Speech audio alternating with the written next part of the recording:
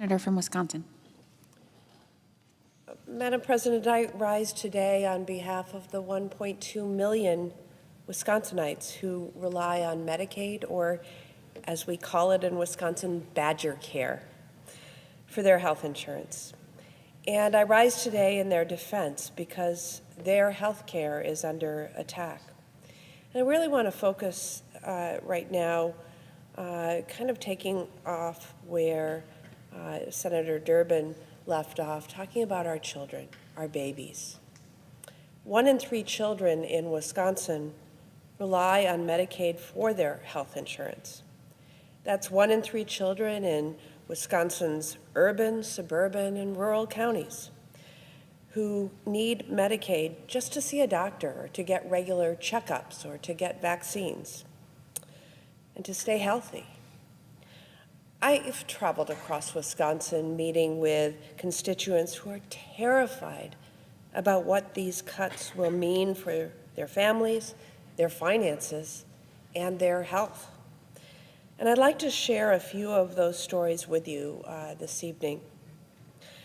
I think about people like Megan from Wisconsin, a single mother of 2 young children who relies on Medicaid so that her kids can get regular checkups and see the dentist. She reached out to me to share that without Medicaid, her entire paycheck would go to just keeping her children healthy, with nothing left over to pay for rent or keep food on the table. I heard from Shelley in Lake Holcomb, Wisconsin, who reached out to me about her 17-year-old daughter, Chloe. Chloe was diagnosed with leukemia last October. Chloe receives chemotherapy 5 days a week, and her parents drive her almost an hour each way to Eau Claire, Wisconsin, so that she can get the treatments that she needs. Without Medicaid, the cost of Chloe's treatment would force Shelley and parents like her to make an impossible choice between financial ruin or not getting the care that they need for their children. I've also heard from dozens of Wisconsin families whose children live with disabilities. They are terrified of what financial cuts will mean for their kids' future and their family's finances. Jennifer in Wauwatosa wrote to my office about her son, Will. Will is a 15-year-old sophomore at Wauwatosa West, who she described as vibrant and loving. Will also has Down syndrome, which, among other medical care, has meant that he's needed a total of 11 ear tube surgeries just so that he can hear. Jennifer wrote me that the math on those costs to their family is pretty simple. 11 surgeries, which cost $10,000 each, without insurance, would cost her family $110,000. She said without Medicaid, she and her husband would struggle to give their children the lives they deserve, including paying for their other sons' college tuition. She wrote, "If Medicaid is cut, we will struggle financially. We will not be able to get Will the support he needs to be independent, to get a job, and go to college.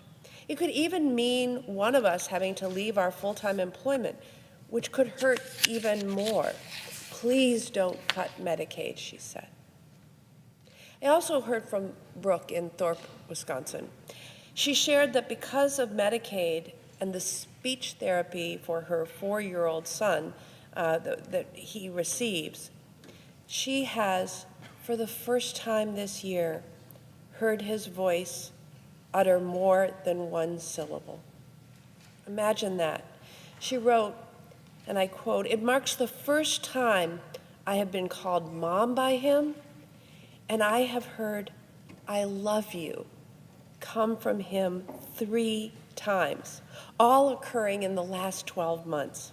He receives speech therapy 5 days a week to learn how to express himself, to process emotions, and to regulate. This has changed his life. And these therapies are paid for by Medicaid.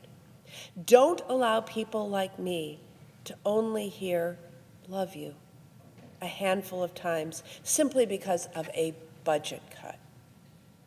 We can talk about the number of children who will be impacted by cuts to Medicaid, a total of over 30 million nationwide. While that number is staggering, it's important to remember that every single child who relies on Medicaid has a story like Chloe's or Will's.